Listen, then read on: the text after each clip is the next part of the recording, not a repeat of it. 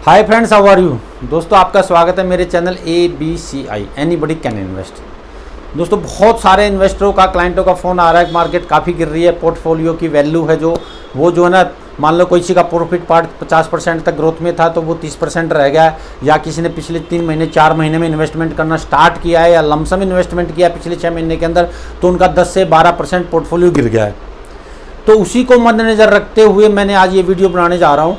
तो वीडियो को ध्यान से देखना लास्ट तक, क्योंकि ये वीडियो देखने के बाद आपके पास जो मुद्दे हैं, अगर भाई मार्केट क्यों गिर रही है, इसके गिरने के क्या वजह हैं और अभी हमें क्या करना चाहिए, आने वाले टाइम में क्या हो सकता है, तो मैं अपनी सूझबूझ से और जो मैंने स्टडी किया है उसके हिसाब से मैं आपको बताऊंगा। तो चलो वीडियो में आगे की तरफ बढ़ते हैं। जय हिंद, मैं सूबेदार रमेश कुमार, आदित्य बिरला कैपिटल का सब स्टॉक ब्रोकर और म्यूचुअल फंड डिस्ट्रीब्यूटर।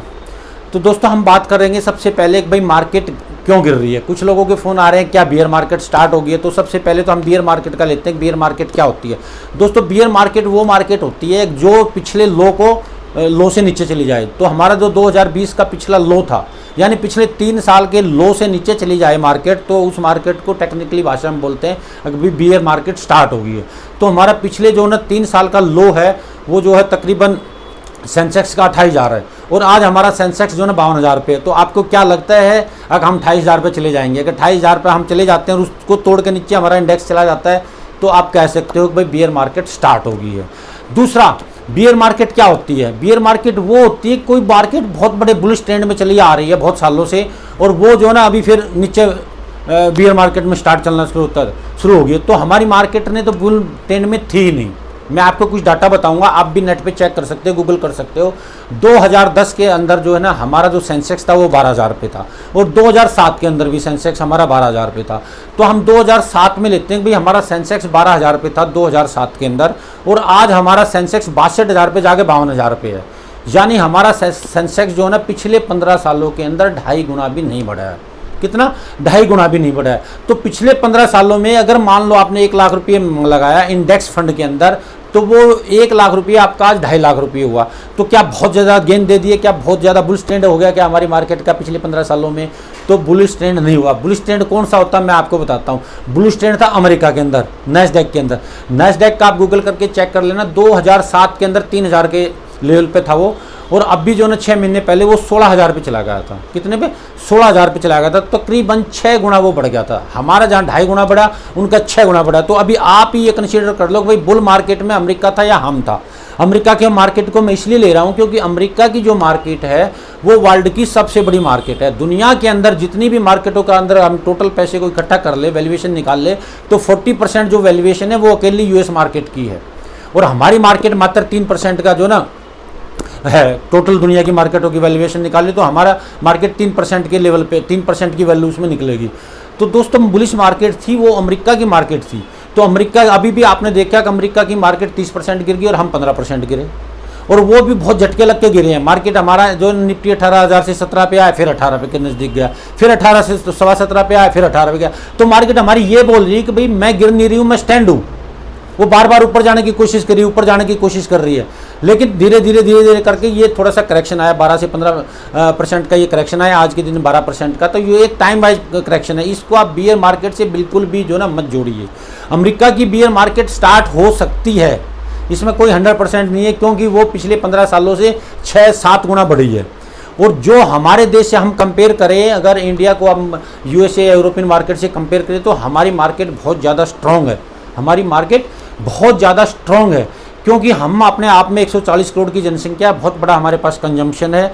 हमारे यहाँ इन्फ्लेशन की कोई बहुत बड़ी डर नहीं है, क्योंकि हम तो 7 से 8% के इन्फ्लेशन से पहले ही रहते हैं। तो ये बातों को मैं आगे जो ना आपको कवर करूँगा।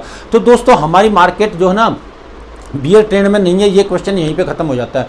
दूसरा क्वेश्चन है अब भाई हम क्यों गिर रहे हैं, हम क्यों गिर रहे हैं? तो दोस्तों जैसे कि मैंने बताया, जब मार्केट, अगर दुनिया की मार्केट 30-40% तक गिरेगी तो कहीं ना कहीं ग्लोबल इकोनॉमी है, कहीं ना कहीं ग्लोबल इकोनॉमी है, तो मार्केट का डेंट थोड़ा बहुत हमारे को लगना बहुत ही स्वाभाविक है। क्योंकि हमारी मार्केट में भी 20 से 22% का जो एक्सपोजर है वो यूरोप और US का, यानी FII और DII का है। तो उन्होंने जो ना, उनको लगा अमेरिका वालों को भाई मार्केट में मंदी आने वाली है, दुनिया में रेसेशन आने वाला है, तो एहतियात के तौर पर उन्होंने पिछले 8 महीने के अंदर तकरीबन 5 लाख करोड़ के आसपास इंडिया से पैसा निकाल लिया है। और वो पैसा बहुत ज़्यादा प्रॉफिट के अंदर नहीं निकाल रहा है, वो भी मैं आपको बताता हूँ। क्योंकि जिस टाइम पे 5 से 10 साल 12 साल पहले इनका पैसा आना स्टार्ट हुआ था, ये वैसे तो 2003 से तकरीबन पैसा आ रहा है, लेकिन हम 10 साल पहले की भी बात करें तो हमारा जो रुपया था वो डॉलर की निस्बत 60 रुपये 62 रुपये का होता था। तो $1 ला करके उन्होंने इंडिया की करेंसी में शेयर खरीदे 60 रुपये का कोई शेयर, और आज वो शेयर मान लो इंडेक्स का 2.5% गुना, तो अगर वो शेयर 60 रुपये का 2.5 गुना भी बढ़ा, 6 दूनी 12, तो तकरीबन 150 रुपये का हुआ। तो 150 रुपये का हुआ, तो वो जब अब 150 रुपये को बेच करके वो डॉलर लेंगे, तो उन्होंने $1 के बदले में वो तकरीबन 78 रुपये के आसपास लेंगे, तो उनको बहुत ज़्यादा गेन नहीं हुआ है। और साथ में आप इन्फ्लेशन को भी जोड़ोगे तो वो कुछ कमा के नहीं ले जा रहे हैं, यहाँ से कुछ भी कमा के नहीं ले जा रहे हैं। तो ये गिरने की वजह जो है ना, अगर उन्होंने बहुत ज़्यादा एडवांस ये ले लिया कि भाई कहीं 2008 की तरह मंदी आई तो बहुत ज़्यादा कहीं डाउन ना हो जाए। और दोस्तों एक चीज़ मैं आपको यहाँ बताना चाहूँगा, अब भी ट्रेंड चेंज हो रहा है। पहले जो ट्रेंड था वो जो है बियर ट्रेंड बहुत लंबे चलते थे और बुलिश ट्रेंड छोटे होते थे, लेकिन अभी क्या हो रहा है, अब बियर ट्रेंड बहुत छोटे हो गए और बुलिश ट्रेंड बहुत बड़े हो गए। जैसे आपने 2008 में देखा, 1 साल के अंदर बियर ट्रेंड स्टार्ट हुआ, 1 साल के अंदर मार्केट ने न्यू हाई लगा लिया। अभी रिसेंटली आपने 2020 के अंदर देखा, कोरोना की वजह से बियर ट्रेंड आ गया, मार्केट बहुत ज़्यादा गिर गई, 40% तक गिर गई। तो बहुत उसके बाद 6 महीने 1 साल के अंदर ही मार्केट ने फिर नया हाई बनाना स्टार्ट कर दिया। तो आप ये मान के चलिए, अब भाई जो है बुलिश ट्रेंड अभी बहुत लंबे पीरियड के होने लगे, 8 साल 10 साल 12 साल, और जो बुलिश ट्रेंड है वो साल 1.5 साल के होने लगे। तो आपको बिल्कुल भी डरने की जरूरत नहीं है। और ऑलरेडी हमारे को 8 महीने हो गए नीचे धीरे धीरे नीचे आते हुए, तो यहाँ से कभी भी हमारी मार्केट बढ़ सकती है। तो अभी ये बात पूरी नहीं हुई थी कि हम क्यों गिरे, इसके पीछे मेन रीजन इन्फ्लेशन और कोविड जैसे स्टार्ट हुआ 2 साल पहले, तो 2020 और 21 में लगातार लॉकडाउन लगते रहे, दुनिया की इंडस्ट्री बंद होती रही, लोग घर के अंदर कैद होते रहे। तो वहीं पे गवर्नमेंट ने क्या किया, हर देश की गवर्नमेंट ने, रिजर्व बैंकों ने, दुनिया के सेंट्रल बैंकों ने बहुत ज़्यादा करेंसी को छाप दिया, और राहत पैकेज के तौर पे बहुत ज़्यादा जो ना सिस्टम में पैसा डालना शुरू कर दिया। आपको मैं बता दूं, यूरोप और यूएस के अंदर $1000 जो ना $1000 बेरोजगारी भत्ता दिया उन्होंने। $1000 इंडिया के हिसाब से 75-80 हज़ार के आसपास आता है। तो उन लोगों के पास स्पेयर में खूब लिक्विडिटी रही और खूब दबा के खर्चा करते रहे। और उधर जो है ना सप्लाई में मिसमैच हो गया, कोविड की वजह से ट्रांसपोर्टेशन की दिक्कत हो गई, मिसमैच हो गया, क्योंकि इंडस्ट्री बंद हो रही थी। तो खर्चा होता रहा, चीज़ें खरीदी जाती रही, लेकिन सप्लाई जाती नहीं रही। तो उससे, और जो इन्फ्लेशन होता है, महंगाई किससे बढ़ती है, वो सिर्फ 2 ही चीज़ें। जब भी जो है ना सप्लाई के अंदर और डिमांड के अंदर मिसमैच होगा तो इन्फ्लेशन बढ़ेगा, महंगाई बढ़ेगा। तो उधर सप्लाई कम होगी और डिमांड ज़्यादा होगी तो इन्फ्लेशन बढ़ने लगा। उसी के साथ फिर क्या हुआ, एक नया बिन मांगा मेहमान एक नया आके टक गया। इन लोगों ने खुद ही पंगा ले लिया, अमेरिका और यूरोप ने यूक्रेन को उकसा दिया कि यार तू रशिया के साथ लड़ाई लड़ा, हम जो है तेरे को पूरा सपोर्ट करेंगे। अब उसने जो है उकसाई में आकर के और हाथी के साथ पंगा ले लिया। अब लड़ाई को तकरीबन 4 महीने हो गए, वो लड़ाई लड़ता जा रहा है। तो इससे फिर तीसरा एक और प्रॉब्लम अमेरिका ने क्या खड़ा कर दिया, अगर रशिया के ऊपर बहुत ज़्यादा बैन लगा दिए, बहुत ज़्यादा सैकड़ों बैन लगा दिए। उस बैन से क्या हुआ, रशिया एक ऐसा दोस्त है दोस्तों, उसके पास बहुत ज़्यादा मिनरल्स हैं, उसके पास बहुत ज़्यादा क्रूड है, उसके पास बहुत ज़्यादा गैस है, पूरा यूरोप के अंदर गैस और क्रूड वही भेजता है। तो अमेरिका बैन लगा रहा है, लेकिन नाटो के जो देश हैं वो अमेरिका उसकी मनमानी वहाँ पे चलाता है वो। तो जब नाटो के ऊपर नाटो बैन लगा रहा है तो पूरे के पूरे यूरोपियन देश जो है ना वहाँ से गैस नहीं ले पा रहे हैं, क्रूड नहीं ले पा रहे हैं, क्रूड और गैस की। और मैं आपको बता दूं कि यूरोप के अंदर बहुत ज़्यादा ठंड होती है और उनको बहुत ज़्यादा गैस की ज़रूरत पड़ती है, बहुत ज़्यादा क्रूड की ज़रूरत पड़ती है अपने आप को, अपने घर को गर्म रखने के लिए। तो वहाँ पे जो जितनी भी गैस जाती थी, जितना भी क्रूड जाता था, मोस्टली कहाँ से जाता था, रशिया से जाता था। नाटो ने अमेरिका के उसमें आकर के उसके ऊपर बैन लगा दिया। तो रशिया की सेहत पे कुछ फर्क नहीं पड़ा। आपको बता दूं जो रशिया का रूबल है वो डॉलर की निस्बत में बहुत ज़्यादा मजबूत हुआ, वो गिरा नहीं है। जबकि दुनिया की मार्केट जितनी भी करेंसी है वो डॉलर के निस्बत में तकरीबन 40 और 50% तक गिर चुकी है। हमारे तो जो करेंसी है इंडियन रुपी है वो मात्र 10 से 12% गिरा है, यानी 70, 72, 68 के आसपास रहता था, अभी 78 पहुँचा है। तो 8-10 रुपये बढ़ा है, यानी 10-12% बढ़ा है। तो ये जो ना इस तरह से मिसमैच हुआ है और अमेरिका की देन है ये पूरी की पूरी, और अमेरिका ही इसको भुगत रहा है। उसी की मार्केट अभी जो ना 30 से 35% गिरी हुई है और अभी रिसेशन आने के चांसेस और ज़्यादा वहीं पे हो रहे हैं। लेकिन हम जो है ना, हमारे यहाँ पे कोई भी प्रॉब्लम नहीं है, क्योंकि 7 से 8% का इन्फ्लेशन हम बचपन से देखते आ रहे हैं। अमेरिका में 2% का इन्फ्लेशन था, वो चाह रहे थे कि हमारा इन्फ्लेशन बढ़े, क्योंकि दोस्तों एक कंट्रोल्ड जो इन्फ्लेशन होता है वो ग्रोथ के लिए अच्छा होता है। और हमारे देश के अंदर कंट्रोल्ड इन्फ्लेशन है, और यूरोप और यूएस के अंदर वो कंट्रोल इन्फ्लेशन नहीं है, वो इन्फ्लेशन बहुत बड़ा रूप ले लिया है उसने। तो इस वजह से जो है ना मार्केट ये गिर रही है, लेकिन हमारी मार्केट बहुत ज़्यादा नहीं गिरी है और ना ही यहाँ से गिरने की चांसेज है। अभी कुछ जो है ना इंडिकेटर ऐसा बताने शुरू कर दिया है कि भाई इन्फ्लेशन कंट्रोल हो गया है। आप अपने देश का डाटा देखो, बाहर की बात छोड़ो कुछ देर के लिए। पिछला जो जीएसटी कलेक्शन आया 1.5 लाख करोड़ का था, उसके बाद फर्स्ट क्वार्टर के जो एडवांस टैक्स आया कॉर्पोरेट से 4.5 लाख करोड़ रुपए था, यानी 48% बिगर देन प्रीवियस क्वार्टर, पिछले साल के क्वार्टर से ज़्यादा। तो इतना बड़ा करेक्शन आ रहा है, इतने बड़े टैक्स आ रहा है, इतना बड़ा जीएसटी का अमाउंट आ रहा है, तो आपको क्या लगता है कि यहाँ हमारे यहाँ मंदी आई हुई है?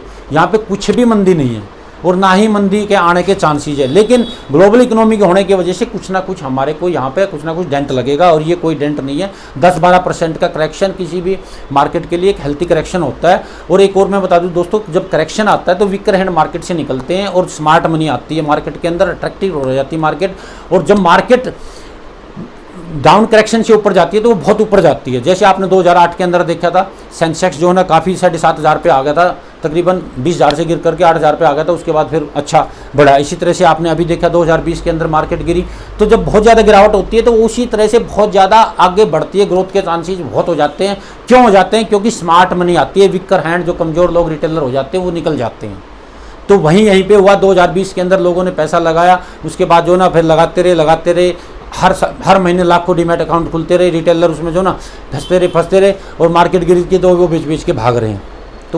तो इस तरह से जो ना आपको बिल्कुल भी डरने की जरूरत नहीं है। हमारा यहाँ से बुल, बल्कि आप क्वेश्चन ये करिए, क्वेश्चन क्या होना चाहिए, क्या हमारा यहाँ पे इंडिया के अंदर बुल ट्रेंड स्टार्ट हो गया है? हाँ बिल्कुल, मैं आपको आश्वासन देता हूँ, गारंटी कुछ नहीं है, क्योंकि मौत का और भाव का कोई नहीं जानता है। हाँ मेरे को ऐसा लगता है, और जो बड़े बड़े जो वित्तीय सलाहकार हैं उनको भी ऐसा लगता है कि हाँ हमारे देश के अंदर जो ना बुलिश ट्रेंड यहाँ से स्टार्ट हो गया है। और इसके पीछे बहुत सारे रीजन हैं। इसके पीछे पहला रीजन तो यही है, जो हमारा देश एक आत्मनिर्भर देश होता जा रहा है। आप लोग देख रहे हो डिफेंस सेक्टर के अंदर बहुत ज़्यादा हमारे जो ऑर्डर पहले बाहर जाते थे वो आजकल HAL के ऊपर, BDL के अंदर, BHEL के अंदर और भारत डायनामिक के पास, इन सब के पास आ रहे हैं। आपको पता है तेजस जैसा जो फाइटर है वो हमारे जो ना इंडियन एयरफोर्स के बेड़े में शामिल हो चुका है। उसके बाद जो हमारा BDM सिस्टम है उसका फर्स्ट फेज जो ना ऑलरेडी डन हो चुका है, और इंस्टॉलेशन के लिए, मिसाइल इंस्टॉलेशन के लिए गवर्नमेंट से अप्रूवल का जो ना वेटिंग कर रहे हैं। तो जो इतने बड़े, और हमारी आर्मी जो दुनिया की 3रे नंबर की आर्मी है, यहाँ पे बहुत ज़्यादा कंजम्पशन है। तो जो हम बहुत ज़्यादा सामान बाहर से मंगाते थे, अभी टाइम ये आ रहा है, गवर्नमेंट जो ना इतना फोकस कर रही है डिफेंस सेक्टर के मैन्युफैक्चरिंग के ऊपर। अब ज़्यादा से ज़्यादा सामान हमारे देश का जो डिफेंस आर्मी है वो अपनी ही कंपनियों से खरीदे, और बाहर से जो बहुत सारे आइटम पहले मंगाते थे उनको जो ना हर महीने डे बाय डे नोटिफिकेशन निकाल करके बैन करती जा रही है कि ये चीज़ आप बाहर से नहीं मंगाएंगे। तो दोस्तों ये जो ना आपको दिखा रही है कि भाई आने वाले टाइम में हमारी जो डिफेंस में भी बहुत ज़्यादा ग्रोथ होने वाला है।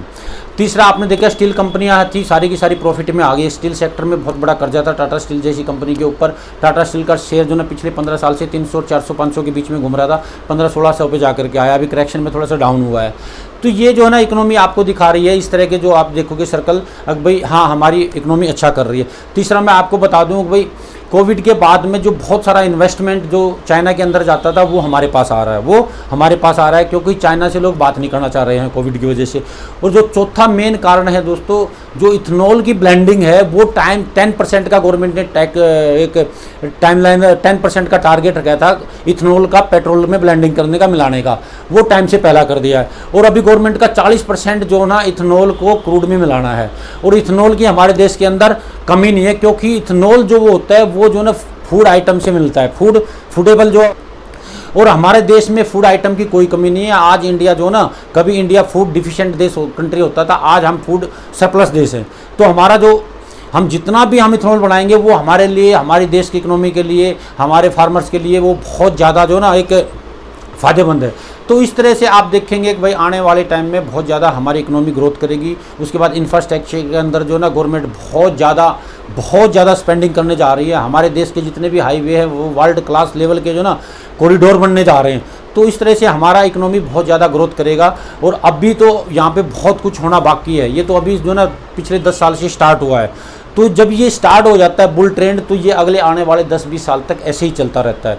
तो आप स्टे इन्वेस्टेड रहिए, कोशिश करिए आप इसमें यहाँ पे और पैसा डाल सको जितना हो सके। आप अपनी SIP को बंद मत करिए। आपकी 10,000 की SIP आती है, आप 2,000 की और बढ़ा दीजिए अगर पॉसिबल होता है। तो दोस्तों ये जो ना आप देखोगे कुछ दिनों के बाद मार्केट बहुत ज़्यादा ऊपर चली जाएगी और फिर आपको खरीदने का भी मौका नहीं मिलेगा, क्योंकि बॉटम आउट हो सकता है हो चुका हो। पिछले 1 हफ्ते से मार्केट अच्छा कर रही है और इन्फ्लेशन जैसे कम होगा आपको आंकड़े दिखेंगे तो उस टाइम पे मार्केट बहुत ऊपर जा चुका होगा।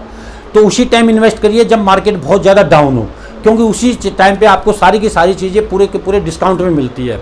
दूसरा दोस्तों मैं आपको एक चीज़ और बताना चाहता हूँ, अगर अभी टाइम है आप अपने पोर्टफोलियो को रिव्यू करा लीजिए, क्योंकि बहुत सारे मेरे दोस्तों का मैंने ऐसे पोर्टफोलियो देखा 10-10, 20-20 लाख रुपये एक ही फंड के अंदर डाले हुए हैं, तो अभी आप एक अच्छे वित्तीय सलाहकार या मेरे को कॉल करके आप अपने पोर्टफोलियो को रिव्यू करा लीजिए और एक डाइवर्सिफाइड पोर्टफोलियो बनवा लीजिए। बेसिक वो एक फंड आपका डाउन में होगा, लेकिन आप वहाँ से जब 5 फंडों में 5 सेक्टरों में अलग अलग डिफरेंस एसेट क्लास में जाओगे तो वहाँ भी चीज़ें आपको मंदी मिलेंगी। आपका फंड मान लो 10% डाउन है तो हो सकता है दूसरे फंड में आप 15% डाउन में जा रहे हो, तो जितनी क्वांटिटी आप बेचोगे उसकी डोडी आप वहाँ पे ले लोगे। तो दोस्तों मैंने कोशिश किया है आप लोगों को अच्छे से समझाने के लिए। उसके अलावा अगर आपके पास और भी कोई क्वेश्चन है, कोई क्यूरी है, तो आप मेरे को जो ना मैसेज कर सकते हो। और अगर आपको वीडियो अच्छी लगी हो तो मेरे वीडियो को शेयर करना, लाइक करना और मेरे चैनल को सब्सक्राइब करना।